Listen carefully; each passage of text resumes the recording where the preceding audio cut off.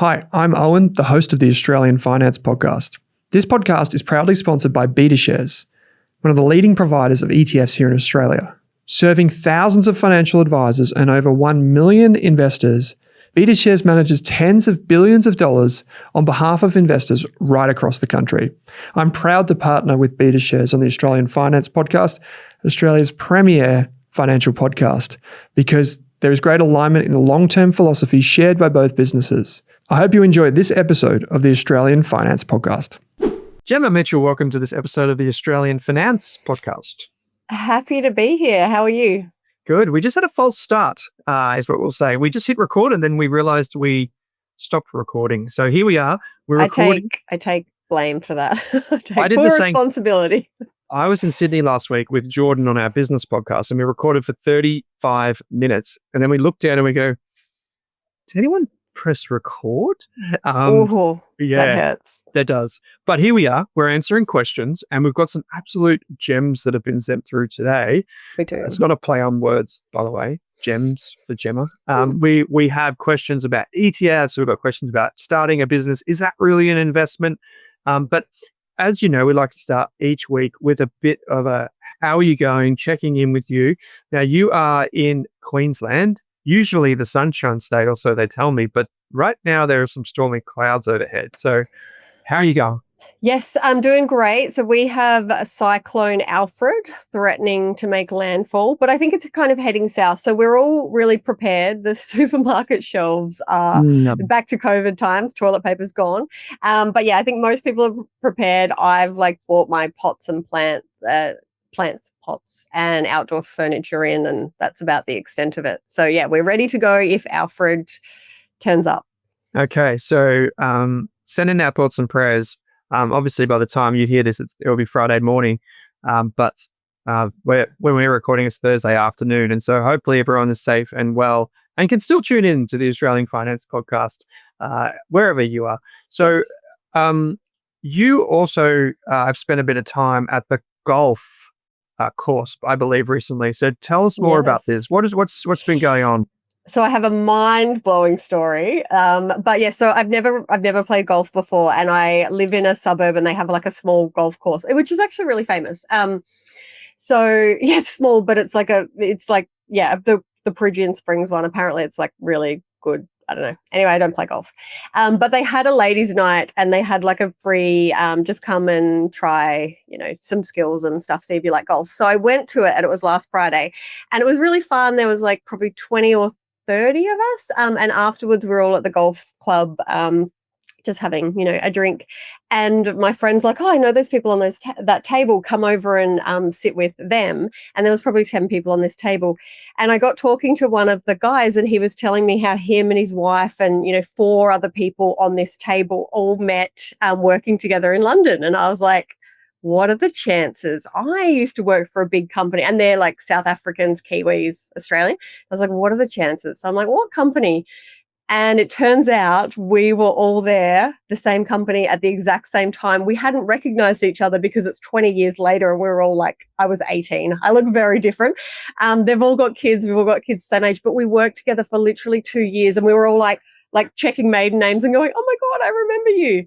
And so since then I've ran into them 3 times. So that's since Friday. So imagine how many times our paths had crossed that we had never really known, that we're all living in the same tiny suburb in the Sunshine Coast, so far from London and South Africa and wherever they were all from before. Imagine crossing, you've probably been in the same supermarket aisle for however many years and never just made the connection. Yeah. And once we worked out each other's names, we were like, I do recognize you. But it just took a little while and then all the memories flooded back. It's crazy. So they all have kids same age and stuff, and we're all in the same suburb. So that was absolutely the highlight of my last week. I think the first podcast we did together, don't know how long ago that was, but we mentioned that you moved out of home at 16 and you moved to London when you were 18. So you moved out of home really early, and I guess got that experience. Most people, I feel like most people at 18 don't do that these days, and definitely don't move out of home and get their own apartment at 16, even if you could, I guess. Yes. Yeah. I think my rent was $45 a fortnight then because I was sharing with a girlfriend.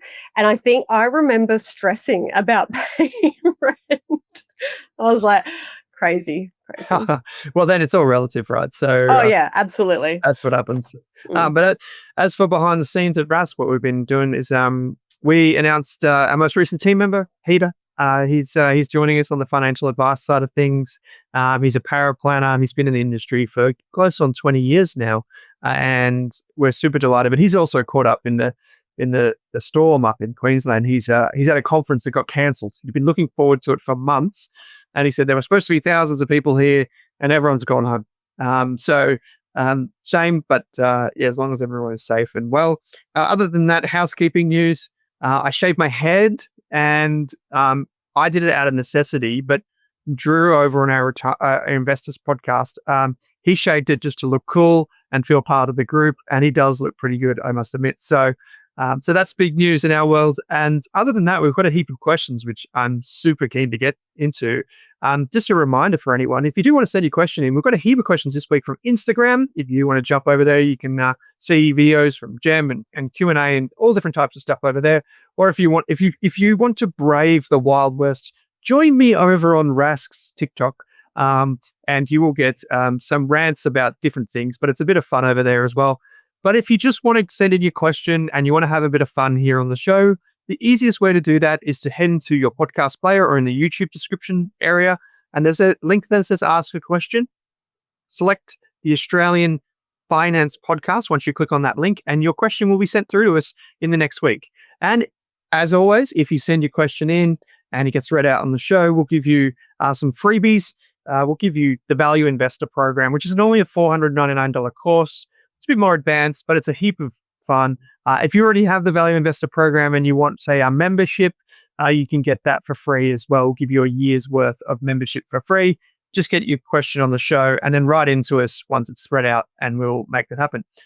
Quick disclaimer here. We don't know your needs, goals, or objectives. So please, when you ask your question, try and keep it general in nature. Like, don't necessarily give us your cat's middle name. It won't, probably not relevant anyway, but you never know. Keep it general, and that way we can give you a really good response. And if you're confused about anything, be sure to speak to a financial planner who can take into account your needs, goals, or objectives. Now, the first question comes from Shalina. I might just read it out real quick, Gem. And it was a question about business. She says, I'm in my 20s and just discovered the world of investing. And the question is, do you see starting a business as an investment? I've always dreamed of owning a business and have been working on it for the past few years. As much as I'd love to invest, I'm also trying to save for a house so I can move out of home. But it's difficult because I find so much of my income from my full-time job is going towards the business. It's so disheartening because all of my friends are buying houses and moving out of home. My business isn't making money at the moment, but I do believe it has lots of potential, so I don't want to give up on it. I feel like I'm not exactly ready to begin putting money aside for ETFs until I have a house. I'm not sure if putting money into a business is considered an investment. Gem, I'll throw to you first. What do you think? Mhm.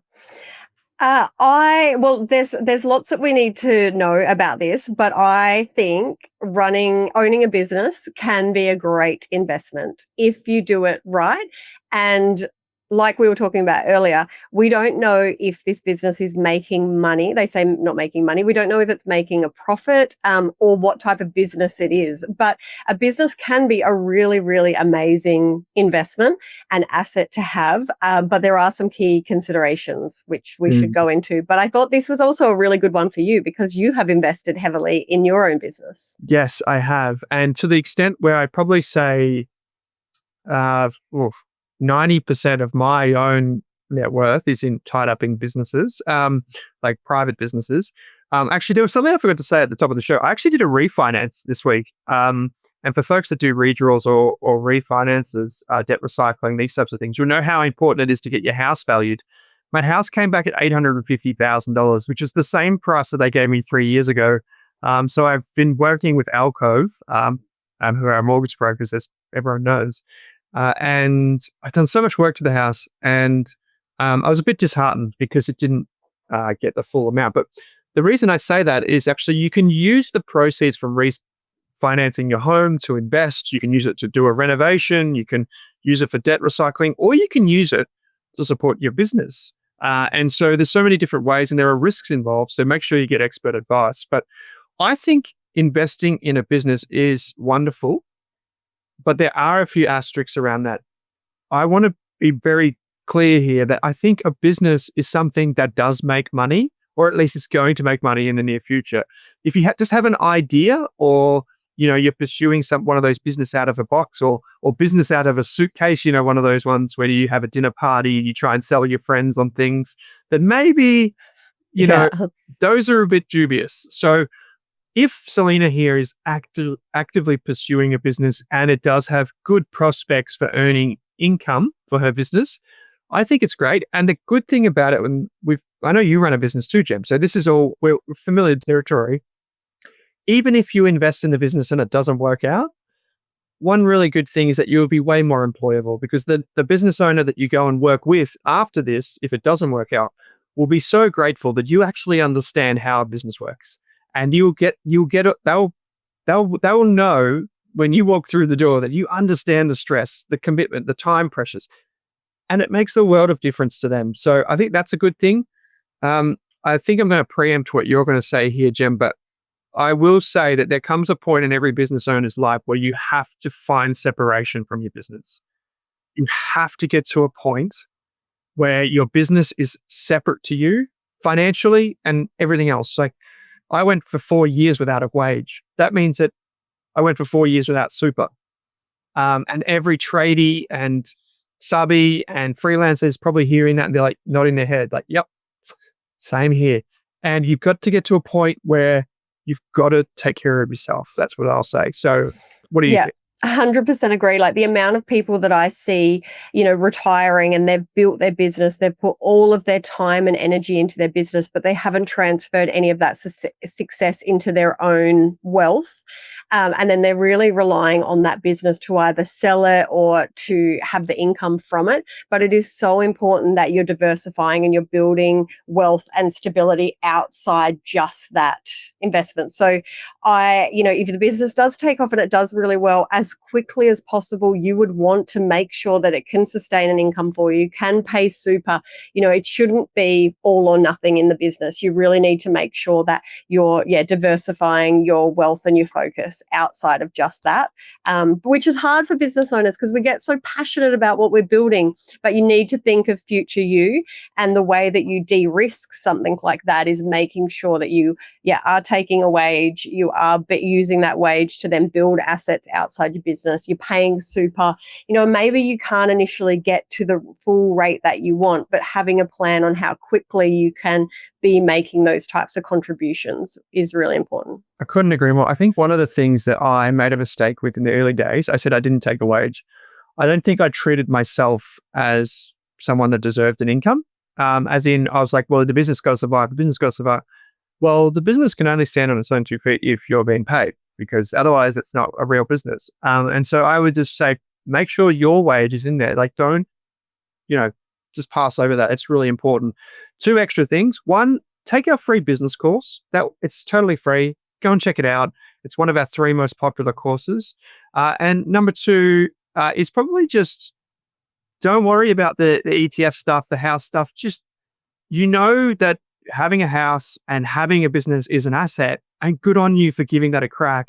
In your 20s, earlier in life is when you want to try and do those types of things, when later in life you might not have the option. And I guess if I could just throw a little bit of a little cherry on top of that answer there is, it doesn't have to be all or nothing. You can go and get a Raise account, a ComSec Pocket, a Pearl Micro, a Shares account, and start investing with $10, I don't know, $20. And the point there is that you can learn about investing in ETFs without having to commit thousands of dollars to it. And then that way, when you do have thousands of dollars, you don't have your training wheels on. You know exactly what you need to do. And you'll be investing as if you had been doing it in earnest for 4 or 5 years. So one thing at a time, but get those reps in, so to speak. The next question comes from Alex, Gem. And this one is a great question. Came from Instagram. Is it a good idea to keep my emergency fund in an offset account, says Alex? What do you think, Gem?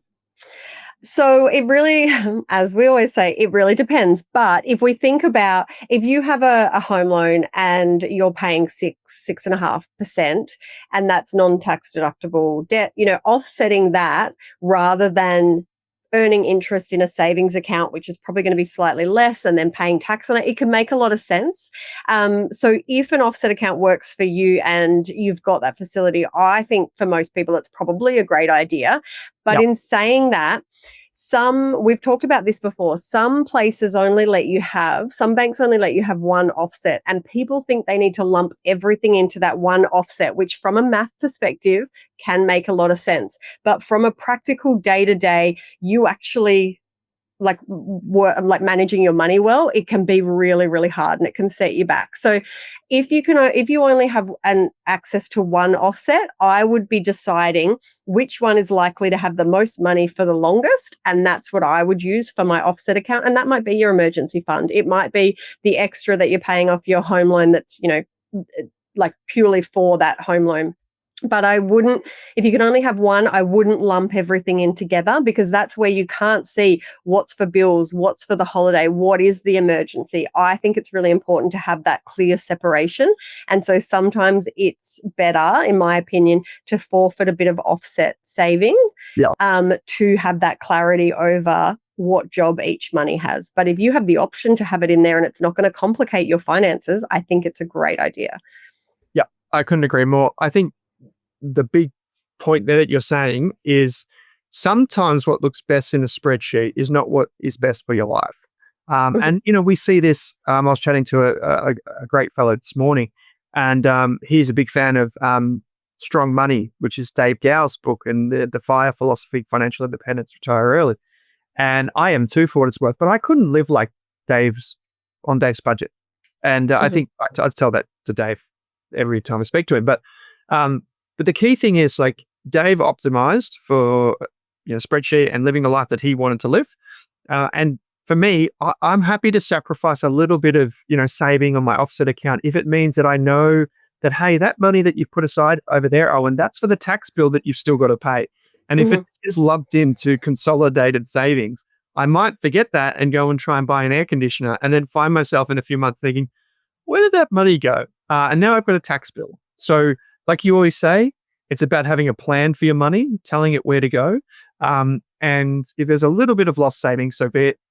Many banks, if you speak to your mortgage broker or your bank directly, they will be able to offer multiple accounts. And if you have long-term savings, like say you've got $100,000 in an offset account, you may be able to put some of that into a redraw facility.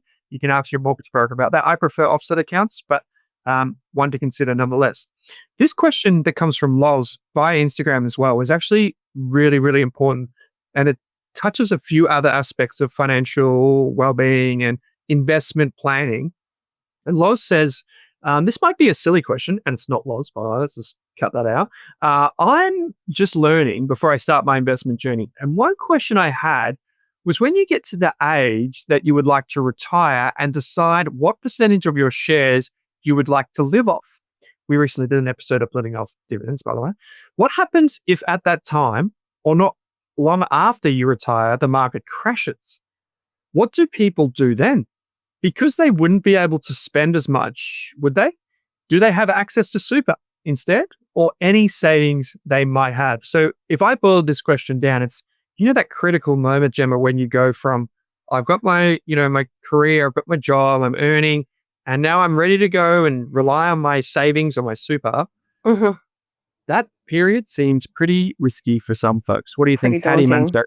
Yeah. So I've worked in retirement planning for a very long time, and there's a few different strategies, but this is where diversification is so important. Like even now, like if you think about it, having a share portfolio while we're accumulators, having an emergency fund is important. So if you think about being retired, and whether it's your super or a share portfolio, whatever that is that's funding your lifestyle, paying you a regular income to replace your salary, you need a backup plan if you can't access that. So there's a few options. Some people, it's pretty common, I think, for people to have between 1 to maybe even 3 years of income needs. So say you need 50,000 a year, they might have 100 or 150,000 in cash or really lower risk assets that they can get to, so that if the market does crash, they can either dial that income right down or even turn it off, so they can wait for the market to recover, which we know takes generally, on average, I think it's like 18 months plus.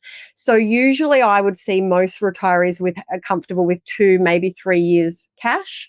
The other option is you have what's called a bucket strategy, where which is kind of actually the same. It's like either cash or lower, and it's like it's split between two, and maybe then you just start drawing from the more conservative thing. So you can split your investments, but the key is diversification. Ones that you're happy to leave and that be lower, be able to turn off the income stream or take a minimum from it, but having money set aside either in an emergency fund or in savings that you can access, that we'll just help you ride out that period. I think there's the two things you touched on there. There's kind of like the have that bigger cash buffer. Like when you're younger, if you're single, you probably don't need as much of an emergency fund and all these types of things. But as you get a family, you need more of an emergency fund. And as you approach retirement, you probably want even a bit more again, just to ease that time you left for a few different reasons. The cash, the bucket strategy is really interesting, and you can have separate portfolios for that, as you said. You could have separate pools of money, like there's the super one, and then there's the other one.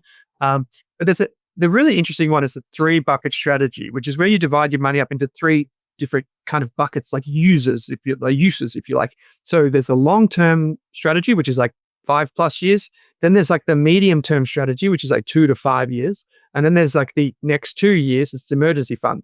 And effectively, the long-term bucket pays dividends, and that feeds the middle-term bucket. And then that bucket feeds the near-term bucket, which is the 1 to 2 year bucket. And effectively, it means that there's a bit more of a cushion, there's a bit more of a strategy to deal with the uncertainty. It's a bit of an interesting time of your life, and that's why we always recommend getting financial advice at that period of your life. It's you might miss things, and you want that confidence. That's why I think that's one of the crucial times of life to get financial advice. D writes in, DEE, writes in and says, should I cancel my financial advisor's ongoing service? I have investments of about $500,000. Good on you, D. They put me in a wrap account, and they've got a regular investment. It says $3,500 OGS. I'm not sure what that means. That's the advisor ongoing service fee. So they've got a $500,000 investment, and they put regular money into it. They're like 40. I talked to this person on the phone. And their advisor is charging them an ongoing service fee, so an advice fee every year of about $3,500 to keep for the advisor to manage it. And they're really worried. They're not worried. They're going, is that a reasonable fee to pay? What am I paying for? Can I cancel that? So that was Dee's. So this was actually a phone call that I had that I put on here because this is so common, and I thought that it would be a really good one to address. Yeah, sure. So what do you think then? So financial advisors, obviously there's an upfront fee typically that they charge for the financial plan. And then many of them offer ongoing fees. Yes. Like as a package, kind of like to manage your investments or your super or something like that. Yeah. What do you think? So with this one, there's a few things. So one, when I heard the 3,500, I was like, oh, that sounds cheap, but I don't know what they're doing. And, if it's set and forget, then that's not cheap, I guess. But I was just thinking in terms of what I hear and the cost of providing financial advice, I was like, oh, that actually seems really reasonable. But that aside, Dee needs to work out what value she's getting from that. And it might not actually be a tangible value. It might be peace of mind, sleep at night tests. I can call them, she's having regular contributions in there. This money came about, I think, from like a work accident or something. It might actually be that there's so much more value and comfort there than purely the strategy that they're doing. But what I suggested to this person was, go back to the advisor and say, hey, thank you for letting me know what it's going to be. What are you doing for that? What value? Can I do this myself? What would I need to consider if I took this, if I said no to this? Like, does it change what I can be invested in? What kind of things might trip me up? Like, just have an honest conversation with the advisor on like all of these types of things. And the other thing I was saying to her is potentially that might take into account if you need advice that changes. Whereas, so for example, throughout the year, something changes, her investment amount or her risk profile, and maybe then she doesn't need to pay again for advice. Whereas if you don't have an advisor, you would have to identify when you need advice, and that fee would probably be a lot higher. Yeah. So I was kind of like, well, weigh up what's actually included in that, if it's changes. But from a like industry, I didn't think it was expensive, but she really needs to work out what the value is. Like, I used to work for a super fund, and we would have clients on ongoing service that I would say to, you don't need to pay this. You are in a set and forget strategy. Like, you are easy into retirement, everything's sorted. You can do this yourself. You can call the fund. And they wanted to pay it because it gave them peace of mind that they were more than happy with that exchange of peace of mind for paying a fee. Whereas I kind of go, no, I wouldn't pay it because I am confident identifying when I need, and I'd pay as I need. But it's a totally different, I guess, value versus what you're actually paying. So you know this, Gem, but because we've been working on it together, but we'll do a soft mention of it now. We recently announced the launch of our own financial planning service here at Rask. And if you're interested in that, just reach out to us, get a contact with us on the website, or we'll put a link in the podcast player for that specifically. But what we did was we asked basically 100 people who registered from our email, what types of things are you looking for? And for me personally, I was thinking most of our community don't want ongoing service. Like, they're happy with a financial plan, and they'll come back when they're ready. But around 60% of people said, no, I want you to help manage it. And I was like, but then, because you and I are in this world where we're like, you could just do it yourself. Yeah. But they're like, no, I can't. And so it's very different. Like, it's like the mechanic will be like, no, you can do the service yourself. And you're like, no, I can't. So I think it's just about making an informed decision. Like, realize.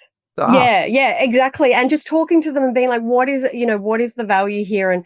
And making that assessment every single year. So if this year you decide that you are getting the value out of it and that's still something that you want, having that conversation again next year, and not just blindly going along for loyalty or you're worried, like just making an informed decision that that's something that's important to you. Yeah, cool. Now, I might jump to the final question we've got from Instagram, which is from Cav, C-A-V, Cav. Great question. They say, hey, Rascal, big fan of the pod. I love how they did Rascals. It's so good. I love it. Yeah. Hypothetical, if you zipped forward 10 years into the future for a sneak peek at any ETF's performance, which would it be and why? So they've said, which would you look at? Now, I'm going to give you two, and they're both BetaShares ETFs. Disclosure, sponsor of the show. Not at all the reason that I'm saying this, but I'm going to hope that my answer to this question explains. Over the last few years, we've seen this massive burst of cybersecurity attacks. At the same time, we've seen AI, and this has led to a lot of people investing in cybersecurity type ETFs, and ETFs that are built for cyber defense. And the one that's the most popular in Australia is the BetaShares Cybersecurity ETF, or HACK. Now, past performance is not indicative of future performance, but it has returned about 20% a year for the past 5 years. The reason I would look at this ETF's performance in the future is I don't know if that's sustainable. So I'm not saying that it won't be it won't keep going up. I'm just saying I don't know. And I would look at it and be like, how did cybersecurity go over the last 10 years? The other one, and I don't mean for them both to be just from BetaShares, just for full disclosure, these are the two that would interest me. The other one is a much, much smaller ETF that really gets no attention from anyone, which is their food ETF. And the reason that this ETF hasn't performed, nearly as well over the past 5 years, it's 6% per year. But Gemma, you look around the world, there's more people. There's this thing called climate change, which people are very familiar with. And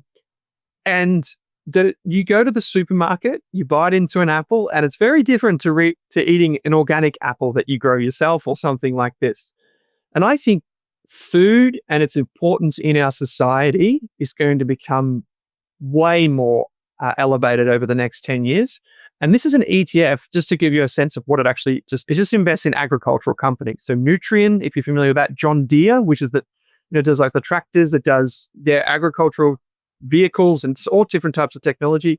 Archer Daniel Midland, Kubota, which does tractors, like all of these types of things. And I just think I don't own shares in either of these things. I just think it's something that I would like to know, if I could have a time machine, was the world of agriculture, what actually happened?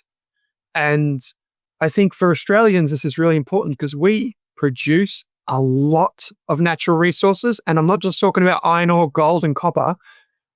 I'm talking about, we have so much, like fresh salmon, we have wheat, we have all pineapples, avocados, literally everything we produce here in Australia. It's very abundant.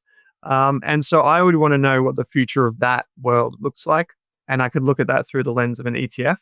Not a recommendation, just something that I'd be really interested in. So I hope that it lends some curiosity to some other people. But if you do have any questions for us for next week, sorry we had to run a bit short on time this week. We did accidentally not hit record. So make sure you send any questions. We'll be back next week. We've got so many more questions in the pipe ready to come down. So Gem, you're available on Instagram. People can book in a coaching call with you and just have a chat as well. Those links will be available in the show notes for this episode. Be sure to write into us. We love feedback too. And don't forget to share this podcast with a friend if it did help you today. Gemma, thanks for joining me. No worries. I'll see you next week. Thanks for watching this video on the Rask Network. While you're here, don't forget to like and subscribe so you can get videos each and every day on business, finance, investing, and so much more.